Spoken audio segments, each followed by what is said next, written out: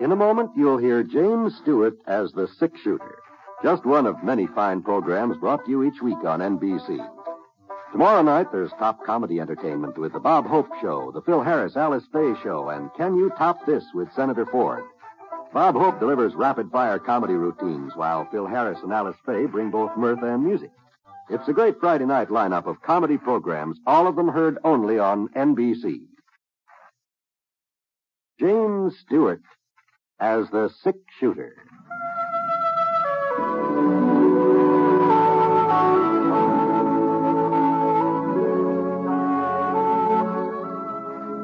The man in the saddle is angular and long-legged. His skin is sun-dyed brown. The gun in his holster is gray steel and rainbow mother of pearl. Its handle unmarked. People call them both the six-shooter.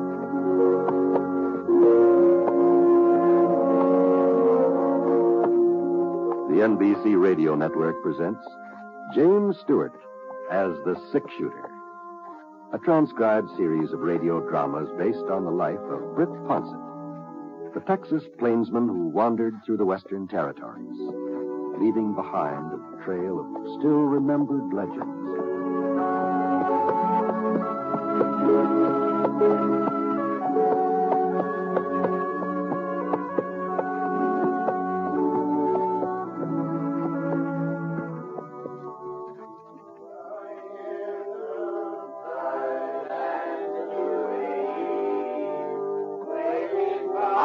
Attended a Tuesday evening choir practice in quite a spell, but when Reverend Broom stopped by the Tropsville Ranch where I was working and asked me if I could manage to take part in this week's rehearsal, well, I sure couldn't see how to do any harm, so ringing in the sheaves, we shall come rejoicing, ringing in the sheaves. Anyhow, there we are.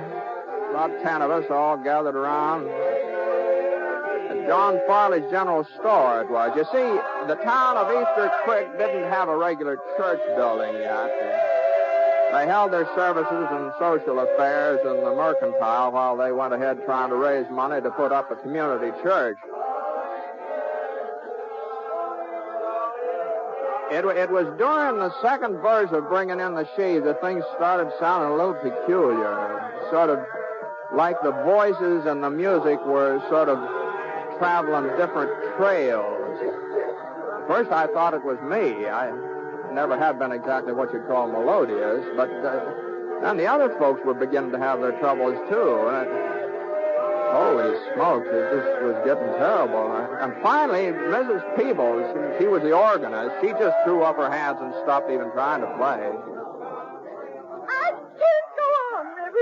I simply can't. No, Elvira. Heaven knows I've tried. I've done my best. But this organ just won't play anymore. Well, we'll have Mr. Farley take another look at it, Elvira. I'm sure he'll be able to get it back into shape. There's nothing Mr. Farley can do. Or anybody else. It's plain wore out. You can't expect a thing to last forever. Well, no, of course Seems not. to me that after all this time, something could have been done about buying a new organ. When I donated this one to the congregation, I didn't suppose I'd have to go on playing it all the rest of my life. But apparently that's what's expected. No, there's no need to upset yourself, Elvira. Well, I can't help being upset. I say I can't help it. How do you think I feel every Sunday? All those star notes, and that wheezing and whining. Folks are beginning to think that it's me. That it's my playing. Well, I've been humiliated for the last time, and I won't go through it again. No, but Elvira, we gotta have music for Easter service. Music? Well, you certainly don't call that music, do you? Good night, Reverend Bruce. All right, everybody. Give me your attention, please. Attention, folks. Quiet down now, please. Quiet down. It appears that matters have come to a serious crisis. It's bad enough for a town by the name of Easter Creek not to have a proper building for Easter services.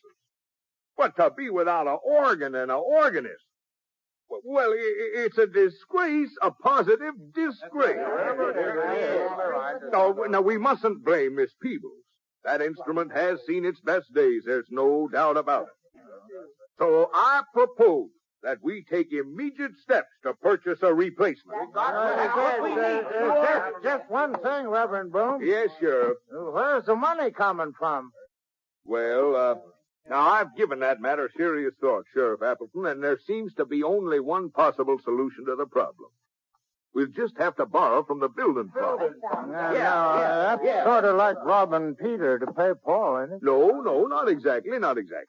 Seeing as how we haven't reached our $1,000 goal anyway, well, the money's just sort of lying there. No, I don't know about that. Just how much do you figure a new organ will cost, Reverend Broom? Well, I've done some investigating in the field, Mrs. Appleton. Last month, when Elvira's foot went through the pump pedal, it seemed like the situation was coming to head. Church over to Whitefield purchased a new organ just last Christmas, and they're willing to sell us their old one.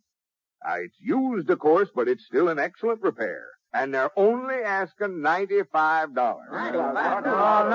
I'm afraid that's a bit more than we can afford, Reverend. We must have at least $95 in the building fund. We've been putting money aside for the last year. No, we ain't. We got $42.50. That's the total. Up to and including $3.65 from the Cake Bazaar a month ago. $42.50? Yep. I just had no idea. We're shy over $50 from what it would take to buy the organ. And there just isn't any way we could raise it. Not between now and Easter. Now. We mustn't give up. After all, we only need, $50. $52.50. Yes, exactly. Let's see. There was just someone who could take a firm grip of the situation. A man who... Mr. Ponset. Yes, Reverend. Mr. Ponset, I know you aren't a regular member of our congregation, and you've only been in our midst a few months. But... Well, I sure be glad to donate what I can to the cause, Reverend, but I'm afraid it'd only be a drop in the bucket. Oh, a donation wasn't exactly what I had in mind. Oh? I think perhaps you can be of more service in another fashion. Ladies and gentlemen, I propose that we appoint Britt Ponset, a committee of one to take charge of the organ raising. Now, hold on a minute here, Reverend Broom. We all know that you're a man of strength and determination, Mr. Ponset, that you inspire confidence. We trust generosity. Well, now, I'd sure like to oblige you folks, but what you're asking is just out of the question, that's all. You wouldn't turn us down in our hour of need. Oh, no, I'm not turning you down exactly. What I mean is, it just couldn't be done. Why, you've been a whole year raising $42.50, and now you're talking about raising over $50 in just a few days. Well, we've been going at it the wrong way, Mr. Potson. What? I'm sure your approach will be 100% more effective. My approach? Why, certainly. And just to show you how easy it'll be, we'll start things off by taking up a collection right now. Sheriff Appleton, will you pass the hat? But, all right, everybody. Dig down deep. It's a wonderful thing Mr. Ponset's doing in taking over this fundraising campaign. But I never said a word. And here's our chance to let him know how much we appreciate it. Reverend.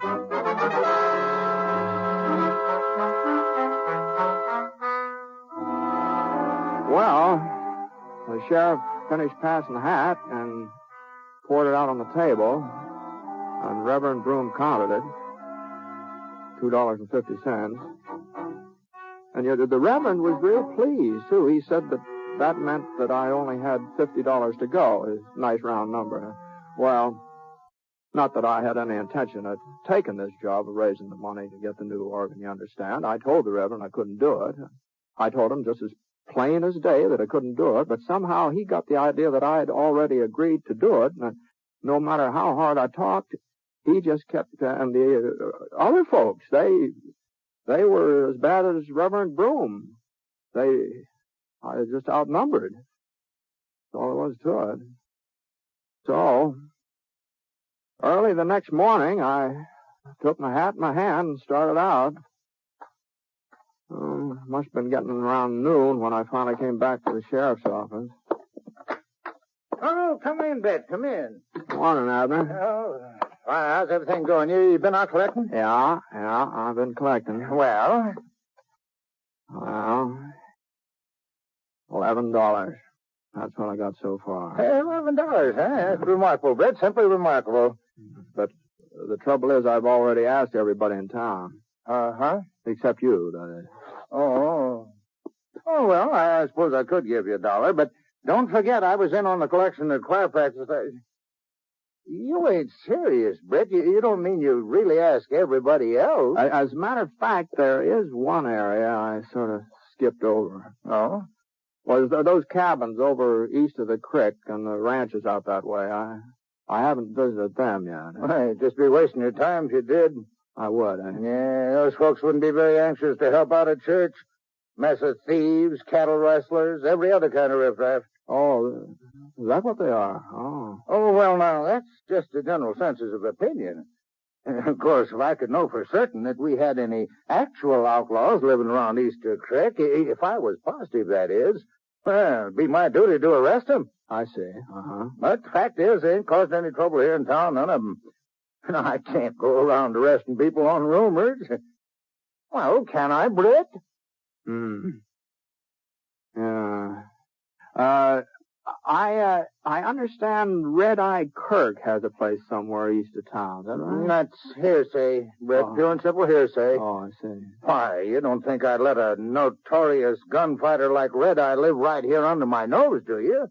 Well, it's too bad he's not in these parts. Oh? No, I was thinking I might like to pay him a little visit. Well, what on earth for? Well, as long as he's not in the neighborhood, I guess it doesn't matter. Kind of a shame, though. Oh, well, now, if you're really anxious to... what I mean is... Oh, Britt, they do say there's a fellow who somewhat resembles Red Eye. He's got himself a cabin just this side of Deer Mountain. Just this side of Deer Mountain, huh? Now, wait a minute, Britt. Wait a minute. What in Sunday do you want to get mixed up with Red Eye Kirk for? What's he got to do with raising money for a new organ? Well, he probably won't have anything to do with it, but it's just that I don't want to leave any stones unturned, you see. Go on, Abner.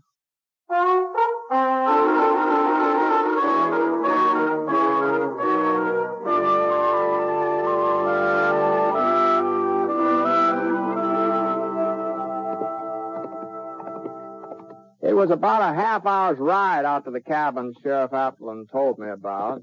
Not much of a cabin, though. Just a shack at the foot of Deer Mountain with a corral off one side. There sure were a lot of different brands on the horses in that corral. Well, I pulled up in the yard about 15 feet from the cabin door. Whoa. For a minute, it didn't seem like there was anybody at home. And then I heard the door start to creak open. The barrel of a .45 poked into sight. The man behind it was tall and square-shouldered and thick black beard and kind of reddish eyes. Howdy. What do you want, mister? I'm looking for Red Eye Kirk. Ain't nobody here by that name. Uh-huh. Well, maybe you'll do, then. What? My name's Ponsett, Brett Ponsett. Ponsett? Now, hold on. I'll just take it easy with that gun. Get him up. Get him up high. Oh, sure. How's this? You alone? Yep, I'm alone. You must be plumb crazy thinking you can take me single-handed. No, I'm not interested in taking you, Red Eye. I told you that ain't who I am. Oh, that's right. Yeah, that's right. Yes, you did. Yes, that's right. You mind if I get off my horse? Just don't try nothing, that's all. And don't move toward your holster. Don't worry. That's close enough. Sure. Now, what are you doing out here, anyway? Well, the fact is, you see, what'd you say your name was? Jones. Bill Jones. Yeah. Well, Mr. Jones, I've been given the job of raising some money. What? Now, don't get me wrong. It wasn't my idea, but since it was for such a good cause, I just couldn't turn the folks down. Good cause? A new church organ. That's what I'm collecting for. What?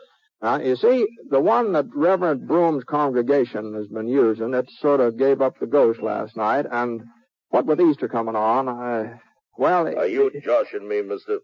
No, of course I'm not. You mean you're out here trying to raise money so you can buy a church organ? That's right. Go on. Get moving before I take a shot at you. You won't give me a hand, huh? I wouldn't give you 5 cents for every church organ west of Mississippi River. Now, it wasn't your money I wanted. What?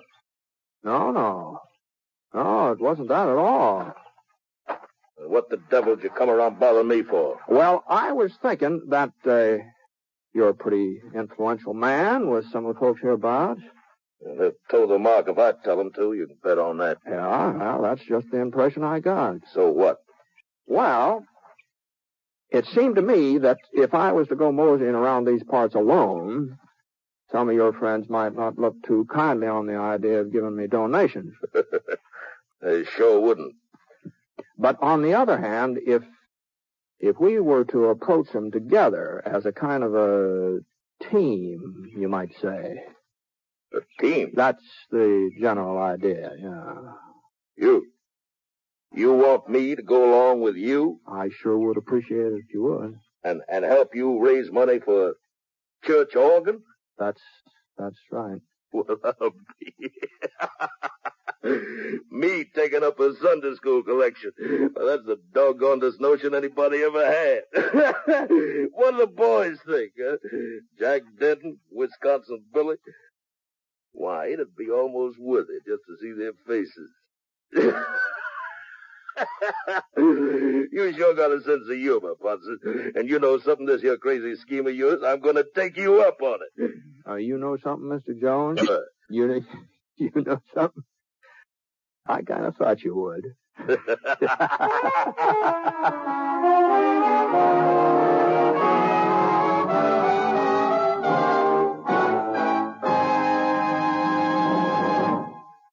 You are listening to The Six Shooter, starring James Stewart as Britt Ponsett, the Texas plainsman whose name has become a legend throughout the great Southwest.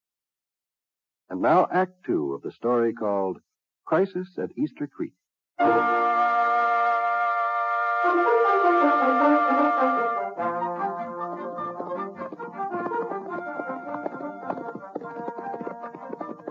Well, the first place we came to was a farmhouse about a quarter of a mile south of Red Eye's cabin.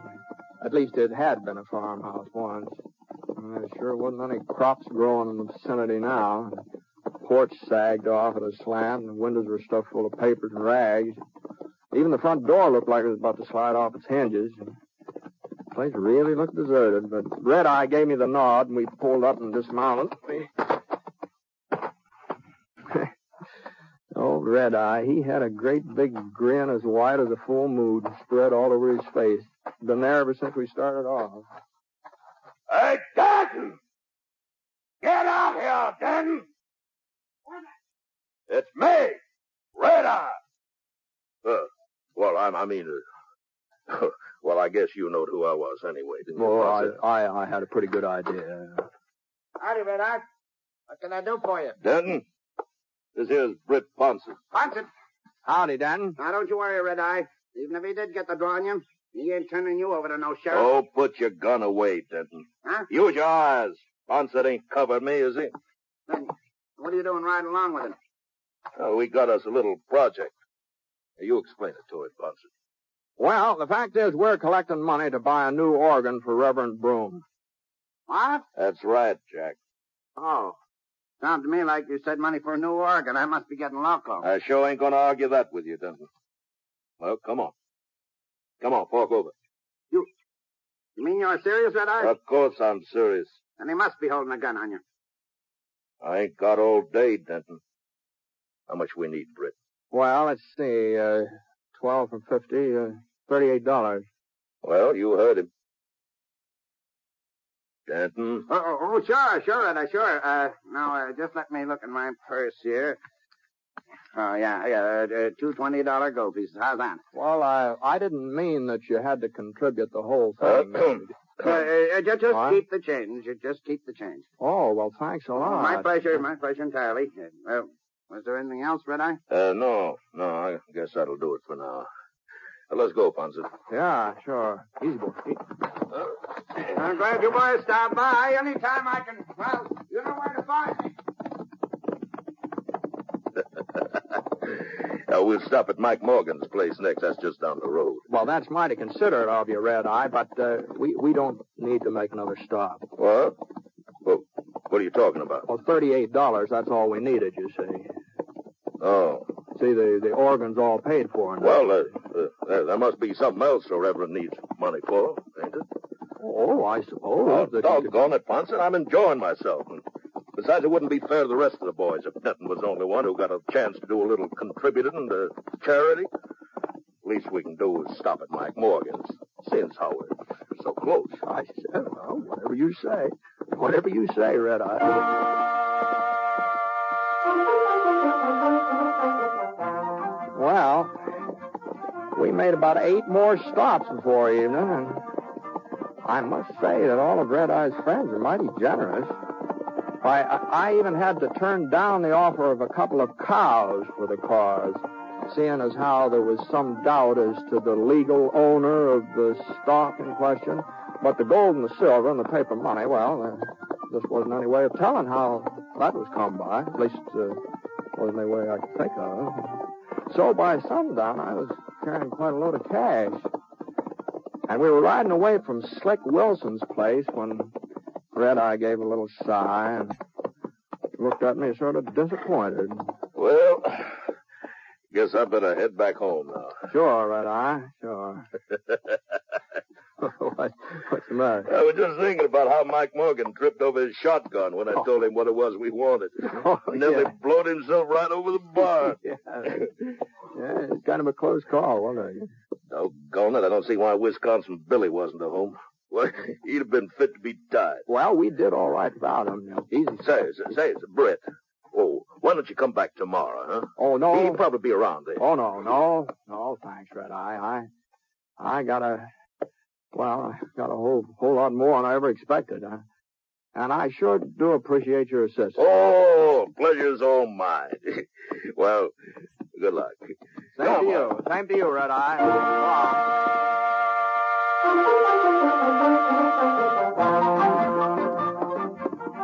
It was about an hour's ride back to town, but before I'd gone more than halfway, I got the feeling there was somebody following me. I sure didn't like it either. Not with all this money I had in the saddlebags. So I gave Scar a little touch of the spur. Come on, boy. Come on, let's go. When I heard the other horse pounding up the trail after me, let's go, boy. Come on, let's go. His first shot was over my head. There wasn't any point in trying to outrun him, Scar being as tired as he was. So I slid out of the saddle and I rolled over behind a rock. He was still coming, so I eased my gun out of the holster and inched up to get a look at him. He was a big fella, holding his revolver loose in his hand like he didn't figure on using it. Well, I didn't figure on letting him rob me either. I waited until he was about even with the rock where I was hiding. Then I stood up. Drop it! Drop it! Okay, take it easy, Ponset. Why, you know who I am, huh? Red Eye told me you was heading this way. I've been trying to catch up with you for the last 15 minutes. You mean Red Eye sent you after me? I'll say, Jed. Well, I'll be darned. I thought I had him figured different. Now, I suppose he told you about the money, too. Sure, Yeah. Here's mine. My share. Catch. What? Your share? For the church organ. Name's Wisconsin Billy. I was out when you come by to collect this afternoon. Oh! Then I wanted to make certain you got my donation. Oh, I see. Now, do you mind handing me my gun? You got? No, not a bit. Here you are. Thanks. Well, so long, Ponset. Oh, yes, so long there.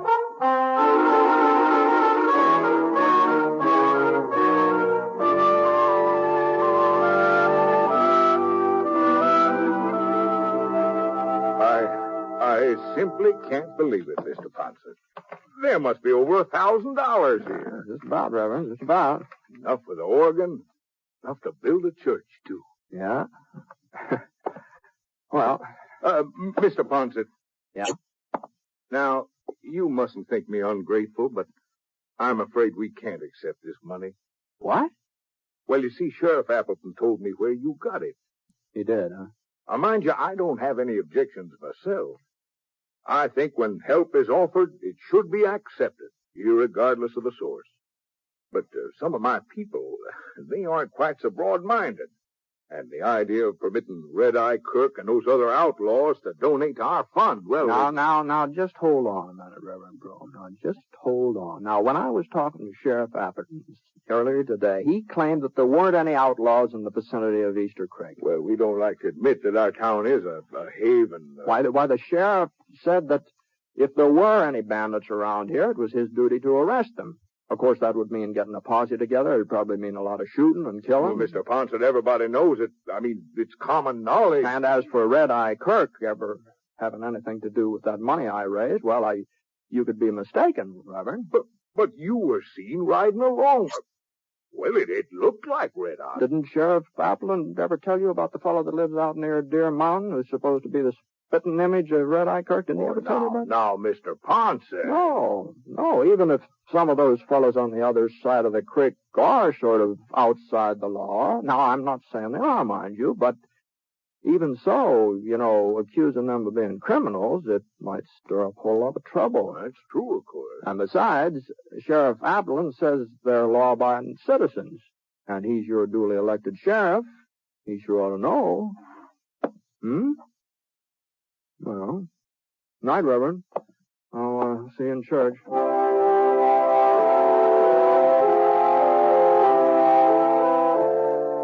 Well, I guess there was a little argument about whether or not to accept the money, but Sheriff Appleton finally convinced folks that they didn't have any right to turn it down. So, by the following Sunday, Easter, the congregation had a new organ. And the service was real well attended, too. Now, some of the folks didn't look like regular churchgoers, but Red-Eye, Mr. Jones, he explained to me afterwards that he and his friends just wanted to make sure their contributions had been put to a good use. I don't know if they've been back since, but you never can tell, Reverend Broom preached a real fine sermon that morning.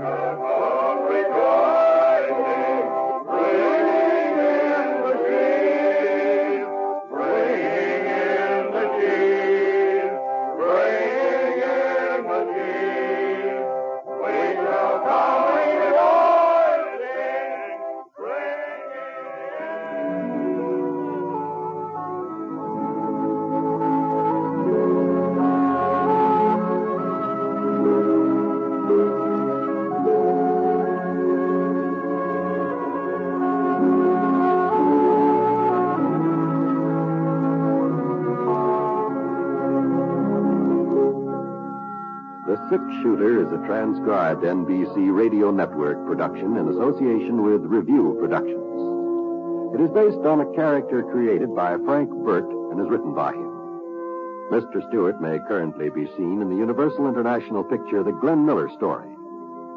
Others in the cast were Virginia Gregg, Marvin Miller, Ted DeCorsia, Robert Griffin, and Red-Eye Kirk. Special music for this program was by Basil Adlam, and the entire production is under the direction of Jack Johnstone. All characters and incidents were fictitious, and any resemblance to actual characters or incidents is purely coincidental. Oh, by the way, you'll be interested in knowing that the Six Shooter has been chosen for broadcast to our men overseas through the facilities of the Armed Forces Radio Services. This is John Wall speaking.